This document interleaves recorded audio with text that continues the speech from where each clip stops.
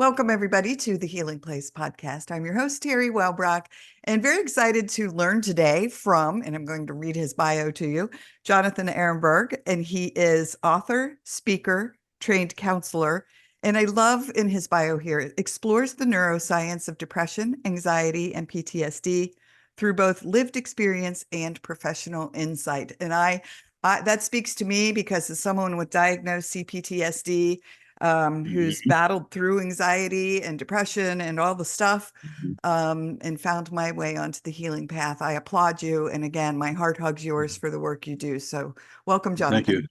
The hug is returned with all the love. Oh, thank you. You're I doing a feel it. great job. Yeah, Thanks. that's good. Yeah, yeah. Thank you. Thank you. So, so Yeah, this, so talk to us about I know you said through lived experience. I know you have your own journey, and has that been the inspiration for you, I guess, to do this work? You have a book out there. So let's dive in and talk to us about your story. well, this is sort of a different chapter in my life that I've had to reassemble um, due to going off life's trajectory. Because, as we know, and you're probably familiar, that we don't always get a choice which direction life hauls us in. So, I was a I worked in a mental health rehab for 18 years. And I was also a volunteer firefighter here in our province, which there's a lot of volunteer fire departments in Canada, which where I'm from. And so I spent 15 years there, and over time, PTSD kind of won the battle for me, and I had to subsequently retire, go on workers' compensation. And while you're waiting for all that bureaucracy and red tape, I was sitting at home basically in the dark, trying to figure out what was going on.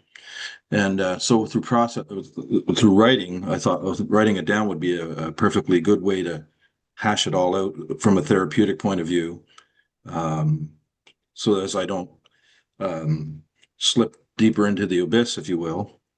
And somebody had read a couple of chapters that I was writing. Well, it wasn't chapters at that time, but a good chunk of it, and said you should make this into a book. And I said, oh, well, I should. And so it immediately occurred to me that it would be passion and purpose. And I understand that humans without passion and purpose are sort of aimless and does no good to their mental health whatsoever. So having that background as a counselor helped me understand that there's action that needs to be required in order to move forward. And so that's how this leg of the journey started. And my first book, The Road to Mental Wellness, which is a book about my struggles with anxiety, depression, and PTSD since I was a child, was born out of that. And then I started the blog at the same time, The Road to Mental Wellness, which is all about creating narratives that are accurate, but also inspirational stories, and that are my own, sort of my own way to work things out during the day. And I share them with people in case they're having a similar kind of day or kind of period in their life. So my work has transferred from sort of hands-on actionable work to writing and sort of I do peer counseling, free one-on-one for some people, but mostly it's from the comfort of the keyboard because I'm still very much in recovery. Like, it's really hard for me to even do these things, right? So I do 2 or 3 a year maybe. And but so through that venture, I still had some story to tell. And then that's when I wrote my new book, which just came out, I think, June. It's called Wired to be Human. And that essentially talks about how this divisive modern world isn't compatible with our anxious response neurobiologically, right? So that response was built for survival. So you don't get eaten by bears and so on. uh, but now that fear response, which is the amygdala and those centers of the brain, those almond-shaped centers of the brain that are constantly stimulated by those are your threat response detectors, basically. And when they're constantly stimulated in this modern world, they fatigue us and they cause stress and depression and anxiety, especially anxiety. It's the so what my contention is in that book is that that switch is meant to be on in the event of emergencies, right? Right. But many of us, a lot of us in today's world, it's at least idling at a low level, constant, right? And when you have constant stress on your body, your mental stress and anxiety, it wreaks havoc on your body and your mind, and it stunts the conversations that we need to have, because when you're in a threat mode, well, PTSD people are in hypervigilance all the time, only on a level exponentially higher. But your reactivity rises with your anxiety, and your logic, the part of your brain that handles logic, reasoning, and all those things, sort of gets the volume gets turned down, and boom, no, reacting, right? Instead of having a conversation and finding solutions within a reasonable conversation. And the other element of that book is to let people know that there's a physiological reason why they're feeling the way they are. Not just, oh, it's me. I feel bad. I'm no good for anything. I can't do this and I can't do that, or all those things that anxiety tells you. And I really wanted to bridge that gap, because I think we're missing that point. Not that we don't try, but if you realize that when you've had a heart attack, that you have to take care of your heart, you can't see it, but you know that it needs some love. Well, then there are reactions within the brain that take place for many mental disorders that are actually happening, that are causing you to feel, think, and see the world as you do. So you can be kind to yourself, because these are natural reactions, right? To stimulus that's not so pleasant in the case of anxiety, right? Everything feels like an emergency.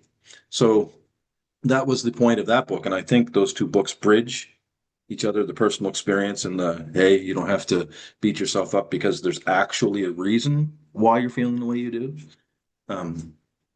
So that was the two ideas between the books. And Yeah. hopefully between the two, they'll get it'll resonate with people on one level or another.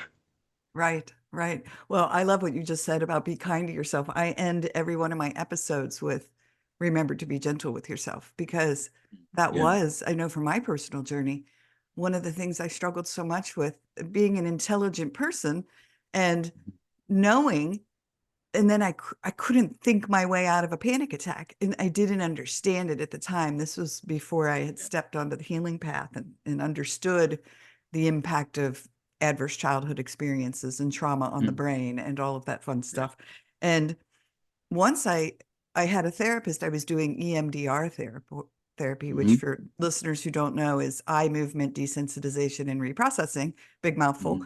Um, Yeah. she said, Teri, when you're doing this work, today I want you to be gentle with yourself. And I like that. That so just threw me off, because I thought, be gentle Hmm. with myself. What?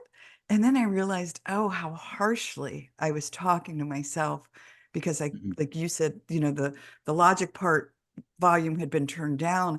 I couldn't think.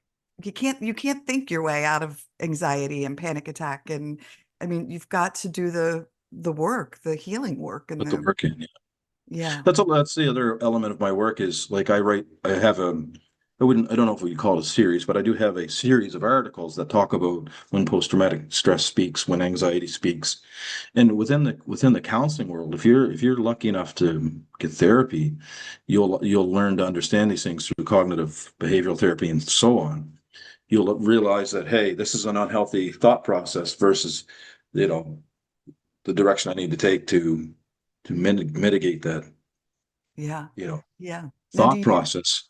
do you talk about brain rewiring at all, and that process? I try to keep it as a lay person as possible, in the respect that um, I'll do it on a sort of, I don't know, maybe I'll call it a social level. So, like, if I'm talking to somebody and they tell me they want to get into a relationship, and then you can see that the anxiety is sabotaging that over time. And then I'll say, so what do you want? I want you to say, what do you want? Right? Yeah. What is it that you truly want? Whatever your name is, Joe. Let's use Joe. Joe, what is it that you really want? You know, and after a while, when you catch them in those moments where they're drifting back over into the yeah buts, I call them, right? Because the words yeah and but are very disabling, right? I want to go to the gym, yeah, but I don't have time, you know, that kind of thing. So I try to make them see that the person and the anxious response are two different things, right? Almost.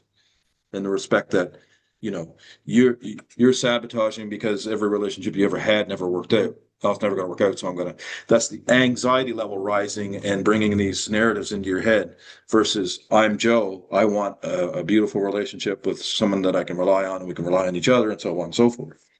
And when you do that enough, and when you stop people enough and talk them into talking to themselves, they can start to see the difference between the two, right? Oh, I get it. This is running the show here. I need to adjust my behavior because what I really want doesn't jive with what anxiety is telling me.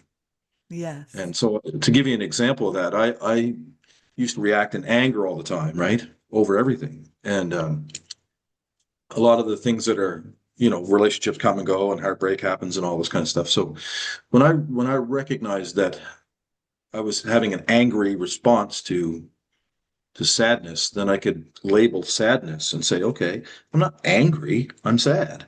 And the inner child in me, this is how I've dealt with it all my life, right? Disappointment and so on. So when you recognize that you're sad because someone's not in your life at the moment, for example, then it brings this level of calmness compared to the chaos that anger brings, right? So I really think that I want to get that what I just talked about. That's the goal that I have to bring that out to the general populace that's suffering or even not suffering, because then people can understand it too that might not have it. Like, this is why they're framing it this way. They're not trying to be negative, for example. Anxiety will take you over and you complain about everything, or right? That's for some people. So um, then you work in bridging that between the person and the sufferer. So Yeah. Well, I just think, yeah, yeah, go I'm ahead. just so glad you brought that up because so empowering. I know I was speaking at a conference, and so there's a room full of therapists and social workers and counselors, and I'm up there telling my story. And I had loved ones in the audience, and their response afterward was, I had no idea. Like, as they heard other people's come up and speak, because there were multiple presenters at this Mhm. conference, and Yeah, to understand that, like, someone with trauma, the brain doesn't and the behavior doesn't follow a logical process of no, how they think the world, like, someone should respond. Like, why are you responding in this way? Like, why are you freezing? Well, because that's my response. I go into freeze response. Someone the else whole might go world into is a threat, right? flight. Right. Exactly. So I love it that you're talking about not just helping to educate those who are experiencing the symptoms of anxiety, depression, PTSD, so forth, but those who love them and support them, because it's huge and needed. Yeah. Hmm. Yeah, well, it really does. It's been hard on my family. My children don't speak to me because of it mostly. But before I was in the mode of healing, I was really suffering a lot. And I didn't understand it, like you'd mentioned in the beginning. So they were only young then. So there's a lot of healing to be done there. So I think Yeah. we'll get there. But for now, it is what it is, right?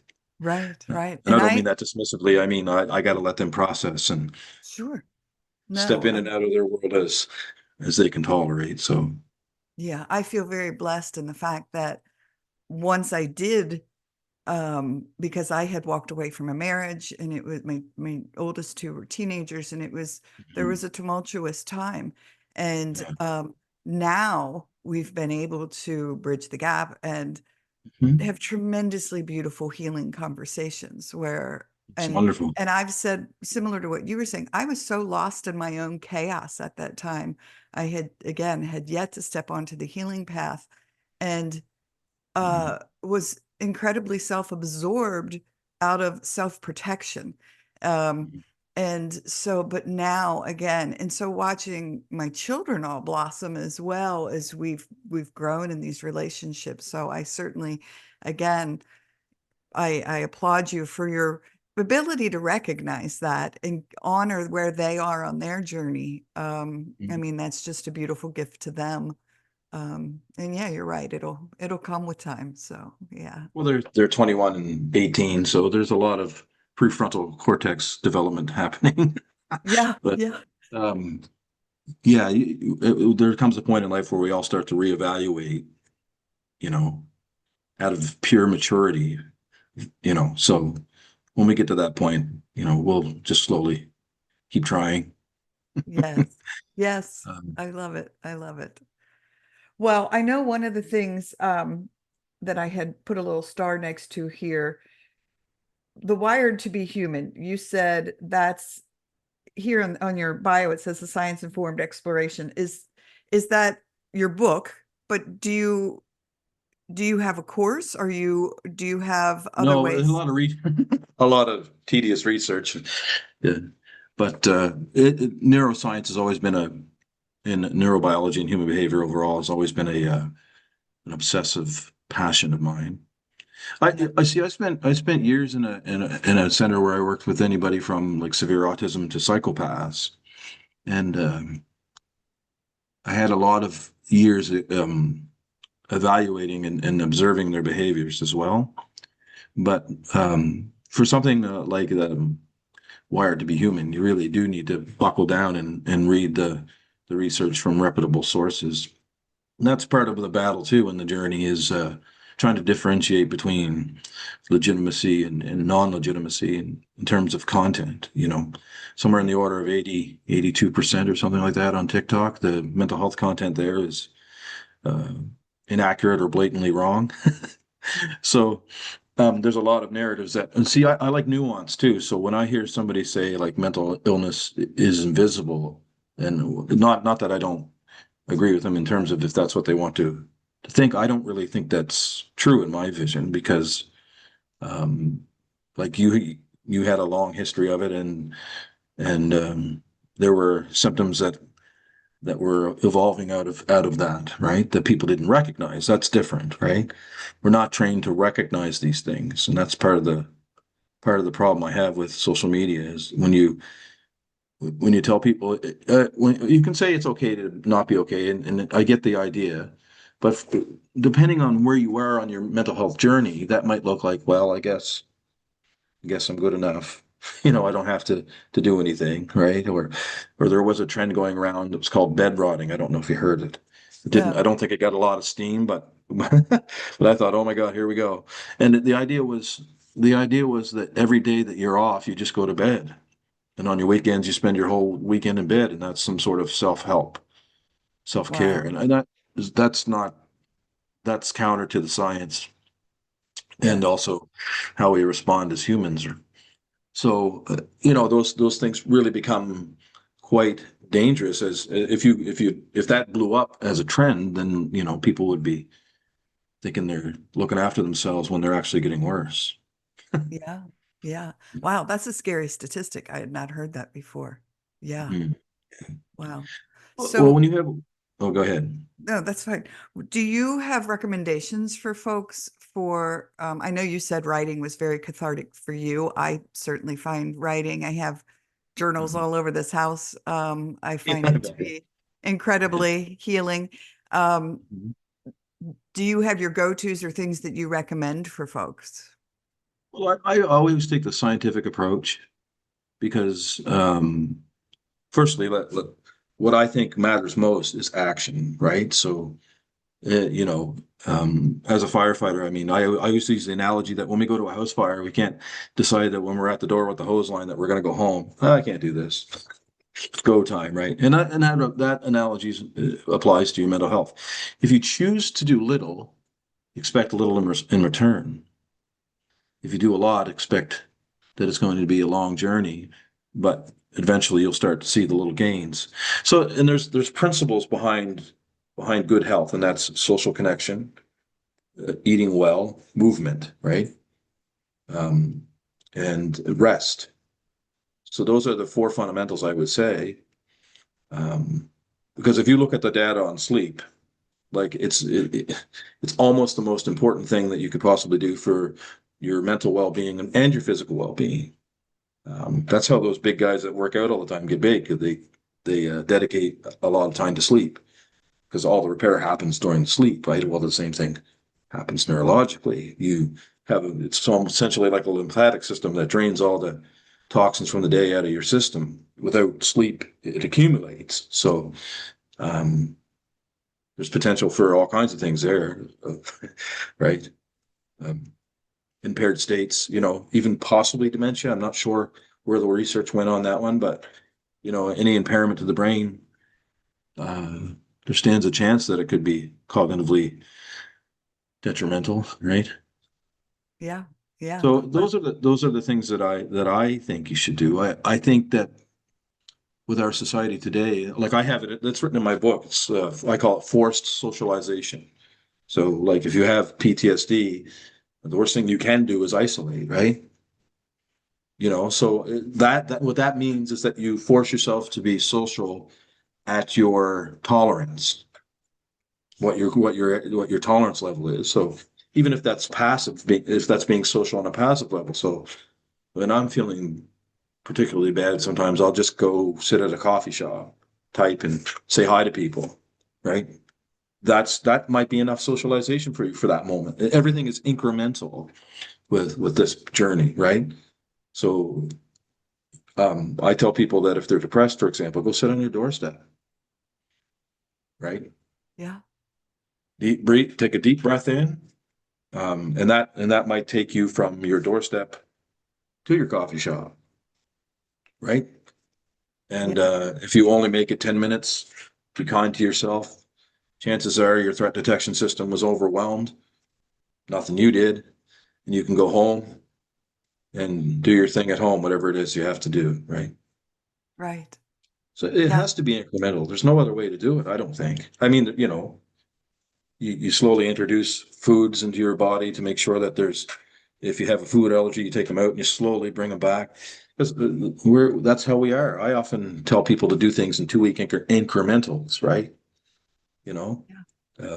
Lift more weight 2 weeks down the road. Eat better. Take this out of your diet. Make your plate smaller 2 weeks down the road. All those things, and it's those slow transformations that make the big difference. Yes. Well, again, I just say hallelujah to everything you're saying. I say the same to folks. I Mhm. know for me, I tell people honor, and what I'm hearing is to honor themselves, like honor you and your needs, and recognize that's one of the biggest things you can do along your healing journey. And that first step is just honor, turn off those tape loops of what society told you and parents told you and religion told you and all the things told you. Your And brain yeah, tells you how yeah, it reacts to the stimulus around it. There's yeah, there's one thing because I said I'm about nuance. I also have a definition that I call toxic individualism, and that's when you go too far with being all consumed by the self. Um, because you need social connection, like I said, and exercise and doing kind things for other people. Like healing journeys are also exterior. We are wired as social creatures. We survived that way, and that's why rejection hurts so bad, right? Right? Rejection from people that you care about hurts so bad, partly because you're no longer a part of that, or you're feeling like you're no longer part of that social connection. But what I mean by toxic individualism is that we we prize that in today's society over family. Like people are more, they go home after work, they don't do anything, they don't plan anything. Certainly here in Canada, anyway. I can't speak for where you're at, but that's If you name that self-care, I'm afraid what my worry is that that's going to, you're going to isolate yourself. There's a thin line between self-care and isolation in that respect. But Yeah. absolutely, it's true that you have to take the initiative and you have to look after yourself. You have to, but looking after the self is also going to see those people you love and being intentional about hanging around with people you care about. So Yeah. that's not that's not, oh, I don't have the energy. You have to put some energy in it and you'll feel better then. Right. So, Well, I know for me, and this is what I'm hearing too, is that when I first started doing the healing work, and I at the time I was still having incredible panic attacks, mhm, particularly if I felt trapped in an open space, and that related back to two bank robberies I was in, and so um, I love the theater, and so I had wanted to go to the theater, and someone had purchased tickets and when we got there, I realized I was going to be in the middle of the row with mhm, people on both sides of me. And I sat down and I was immediately looking for the exits, like where are the yes, exits, trying to find. yep, And I said, hold up a second. I need to honor, I want to be here. I want to experience the social aspects of this. I want to honor this instead of being mhm, isolated and, living in my bubble. But I have to also honor that I need to be on an end seat and be able to be near an exit, even though I know logic brain, oh, nobody's going to open fire in here. My history told me, maybe. And so, that's where my brain was. And so I talked to the usher and said, is there any way, I'm having anxiety, blah, blah, blah. And I just explained it that I could move. And they were like, oh my gosh, absolutely. We'll get you taken care of.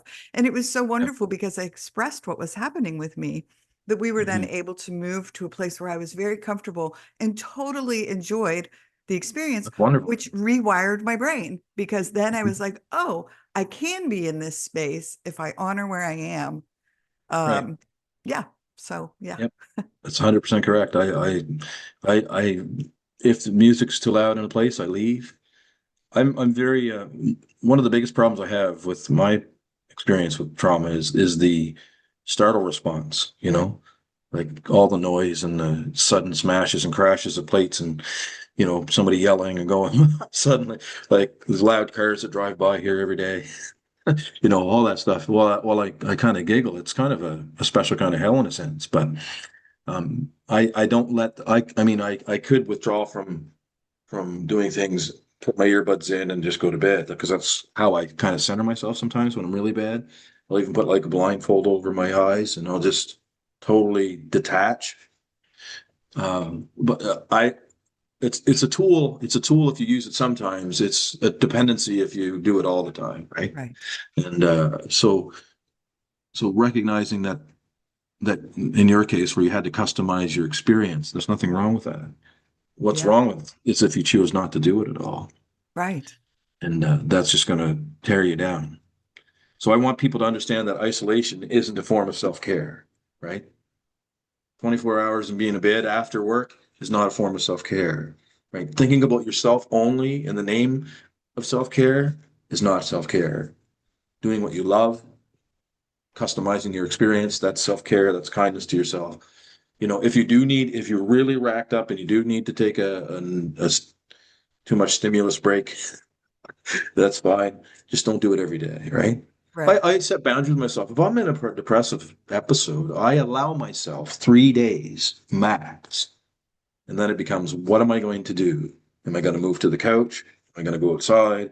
But whatever it is, I can't stay here anymore because John's not allowed to stay in bed for 4 days, right? So Yeah. I've set boundaries with myself, and that's a form of self-care too. So, Yeah. 100%. I tell folks my favorite go-to and what really started to help me, at the time I lived about 4 minutes from a nature center and a membership. And mhm, so we had a membership. Oh my gosh, mhm, my nature, I called them nature baths. mhm. Just Yep. even though I was still alone or with my dog, just Yep. being out there in the fresh air and movement, like you said, was one of your four movement, being Well, out yeah, and there. the fifth one I couldn't think of, and that was it, nature. Yeah, Um, Again, there's a calming effect because it's within our nature to live in nature normally. right? So like none of this is none of what we've created emerged out of our imagination. We are intelligent enough to make it happen. But we didn't understand the consequences that would have all this hustle and bustle and 9 to 5 and living in cities and so on. Um, we're just not compatible with it. That's the whole angle that I come from. Not to say that you can't live within it, because if you abide by those principles and you put in the work like yourself, you can tolerate your hometown and the hustle and the bustle way more probably than you could before, right? Yes. It's possible to live in this world. It's just there's a few fundamental keys in your aspects that you need to home in on and actually practice in order to optimize that. Is it going to be, you're going to be able to go to an AC/DC concert tomorrow? And that's not going to happen for me. Right. Um, but that's okay, right? Life isn't all about what you can do potentially. It's what you're going to do with the potential that you have, Yes. right? Oh my gosh, Like, it's so true. And I have a quick story and then I'll let you talk about how folks can connect with you. So I used to love to go out dancing and back in my early years, yeah, yeah. decades ago. And just have a great time with my friends. Well, we had some friends here. I live on Hilton Head Island, and they said, "Hey, there's going to be these dueling pianos at this bar, this rooftop bar looking out over the water and blah, blah, blah. Do you guys want to Mhm. go?" And I was like, "Oh my gosh, that would be so fun. Let's do it." So we went Yeah. and had like a little private booth, and it was so fun. And we were singing at the top of our lungs and dancing and just having such a great time. It was taking me back in time. And this was just a couple days ago. Oh, And yes.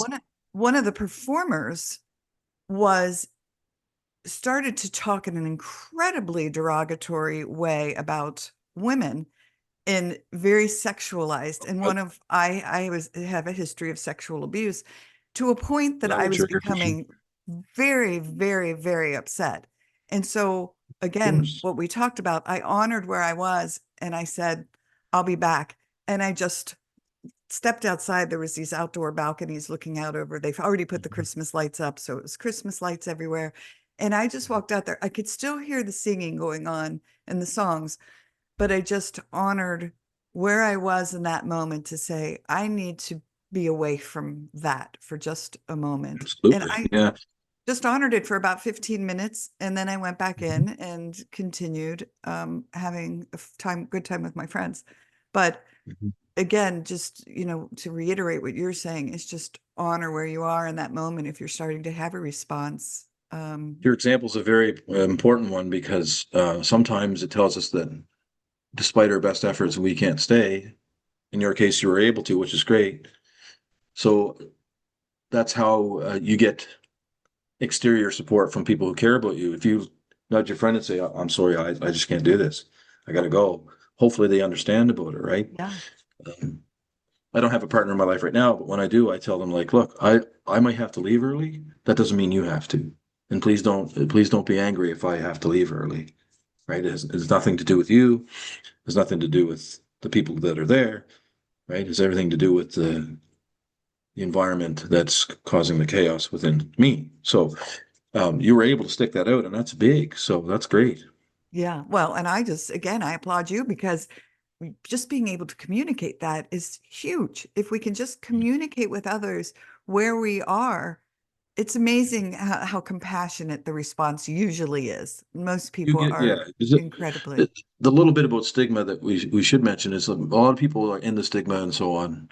I don't really know how I feel about the statement, but one thing I think I see is it's getting better. yeah, Like people say men don't seek help for mental health, or that's the data no longer supports that. More men are going for help than ever before. And I see it in the psychology office that I go to. I don't see hardly any women coming out the door. So maybe women have made the 360. I don't know, but anyways, in this particular case, I can't recall hardly seeing any women come out of the office, and I've been going there for years. yeah. It's all Well, and men. I'm loving seeing that. I know my own sons Mhm. are in touch with their needs. And well, Mhm. yes, I mean, there's always struggles as we work through things, but to at Mhm. Yeah. least honor their mental health needs. My gosh, my it just makes me so proud of them that they honor that in themselves. So Yeah, absolutely. yeah. Well, I could sit here and talk to you. It's been just such an amazing conversation. Thank you. But I certainly want to give you an We could do it again opportunity. sometime if you want. Oh, yeah, yeah, yeah, for sure. We'll If you'd do like to. round two. Sure, yeah. I'd like that. Um, I certainly want to give you an opportunity to maybe leave folks with any words of wisdom or anything that we didn't touch upon, and then how they can find you and connect with you, find your book, all that fun stuff. Well, one thing I do say to a lot of people is regardless of how little your energy seems or is, you still have a choice where you put that energy. You can put it into being in bed all day, or you can put it into small actionable steps that will propel you towards your road to mental wellness. Pierre kick. No, just kidding. But no, that's how I truly feel. But I just have this urge and this need to minimize suffering. So I think that's what's driving my entire work now, right? Because I don't have much going on right now in terms of personal life. So, but I do get supreme satisfaction. You know what it's like? It's hard to feel anything when you're trapped in this kind of position.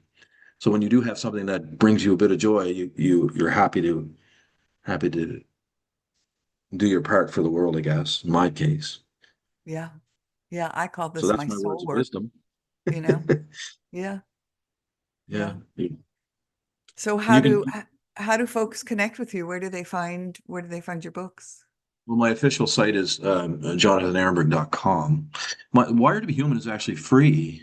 You can download it to read on your Kindle or whatever you're using. And I have hard copies of it that I give away to people here. It was just a labor of love, and I said what I had to say, and I didn't want to spend too much money or have people buy it. But you can buy it for like, I don't know what it is in States, but I think it's like $6 here or something. I price pointed it so low that it probably won't sell at all. But Oh, right. but the Road to Mental Wellness was written, and I think that's $16 or something. I don't charge people too much. Um, Yeah. Yeah. you know, Well, there's it's so many just people that been can't get access anyway, especially if you don't like healthcare here is free, right? So in the US, people probably don't have access to that stuff. right. Well, mental health care is not, it is free, but it's two-tiered. So I'm interested in like everything, the culmination of everything I talked about today is sort of that drives that desire to help others, right? Yes. Well, that's why I say I call this my soul work, everything that I do, the Yeah, podcast and audiobooks and writing my books and all that I do, because same sort of thing. Like, I think once we've been in the darkness and we make our way into the light, not to mean that that doesn't mean we don't have our moments of darkness, but that the light gets flipped, gets switched off. But yeah. I think so many of us then want to reach our hand back into that darkness to help others. Pull Um, people out. Yeah. yeah, yeah, to be I've like, you helped can people all do my this. life. I don't know what else I would be doing, to be honest. Yeah, yeah, But I'm still, for myself, I still, I'm not, I know that I'm not able to work. I right. just can't handle that. Like, it's too much. Like what I can contribute to my well-being and the pace of the world around me, I could never sustain myself, Yeah, unfortunately. So, but writing is an amazing thing because it does two things simultaneously. It helps the individual by reading it, and it helps many people because many people can read it. yes, exactly, And exactly. that's a good position to be in if you don't have the energy to throw around. Right, right. So Well, yeah, and so again, I think it's such a gift. There's so many people who are doing coaching work and writing and podcasts and all those things that are helping, where you can make that your business, your soul work, however, whatever you want to label it, to help others along their healing journey. So again, I applaud you for what you do to guide others. So thank you. yeah, you're welcome. It's not so much important how many people you reach; it's the people you reach that Yes. matters. Amen. Well, it's just been so delightful to have you here. Thank you again for joining me on the I enjoyed show. my time, and I thank you very much for your time. For And sure. for I hope you sure. make the best of your day today. Thanks. You too. All I'll right, do my everyone. Well, best. thank you for joining us today on the Healing Place podcast. And remember, until next time, be gentle with yourself. Thanks. Bye-bye. Hey, everybody. Teri Wellbrock here. Just wanted to thank you again for being a part of this healing space and my hashtag Hope for Healing journey. Thank you for sharing, liking, inviting others to join, listening in. You've really helped this show blossom. It has now been downloaded in 136 countries and is in the top 2% globally out of 3.2 million shows, which is just amazing. And it's all because of you and your tuning in and inviting others and sharing and liking and loving. And your reviews on Apple really help too. My goal is to hit 100 5-star reviews by the end of the year. And I am closing in on that. So if you are listening in on Apple or Apple Podcasts, please go and rate the show and leave a review if you absolutely love it. And I would be most appreciative. Also, if you would like to receive my monthly Hope for Healing newsletter, please be sure to go to teriwellbrock.com. It's Teri, just one R, WELLBROCK.com. And I have a gift to send you for signing up for that monthly Hope for Healing newsletter. Plus, there are many other resources listed on that page, including a resource library. All right. Thanks. Bye-bye.